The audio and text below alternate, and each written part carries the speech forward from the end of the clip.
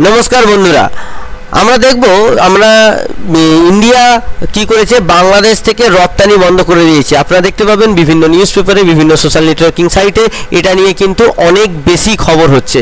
আপনারা দেখুন, এই যে ইন্ডিয়া যে বন্ধ করেছে রপ্তানি, যেটা বাংলাদেশ থেকে করা হতো, তাতে ইন্ডিয়ার কিন্তু যে প্রচুর ক্ষতি হবে তা কিন্তু নয়, কারণ বাংলাদেশ অলরেডি ইন্ডিয়া থেকে যে মালগুলো বাংলাদেশ আমদানি করতো তার উপরে তো অনেক বেশি ট্যাক্স চাপিয়ে দিয়েছে। তো ইন্ডিয়া কেবলমাত্র তার বিরুদ্ধেই বলেছে। আপনারা বিভিন্ন নিউজ পেপারে কাটিংস দেখতে পাচ্ছেন নিজেদের স্ক্রিনে, যে কীরকমভাবে এতে বাংলাদেশ 770 মিলিয়ন টাকার মতো লোকসান করবে, ডলার মতো লোকসান করবে। তো দেখুন, এইটা হয়েছে কি, মোহাম্মদ ইউনিস যখন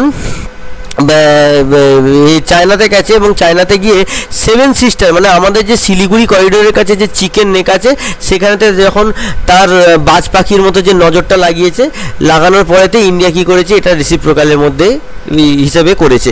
তো এই যে মোহাম্মদ ইউনিস যে লোকটা আছে, এই লোকটার কাজ হচ্ছে যে অস্ত্র যে ডিফেন্স লবি আছে সেই ডিফেন্স লবিকে খুশি করতে চাইছে এবং একটা যুদ্ধের জিগির তুলে ভারত বাংলাদেশের মধ্যে যে দ্বিপাক্ষিক সম্পর্ক আছে সেটাকে নষ্ট করতে চাইছে এবং নিজের ফায়দা লোটার জন্যে, যাতে করে ও আমেরিকা বা বিভিন্ন দেশের কাছ থেকে অস্ত্র কিনতে পারে। আর তার মাঝখান থেকে বলি হচ্ছে বাংলাদেশের মানুষ। বাংলাদেশের মানুষরা বুঝছে না যে এই চিকেন নেক নিতে গেলে কিন্তু তাদের না খেতে পেয়ে মরতে হবে।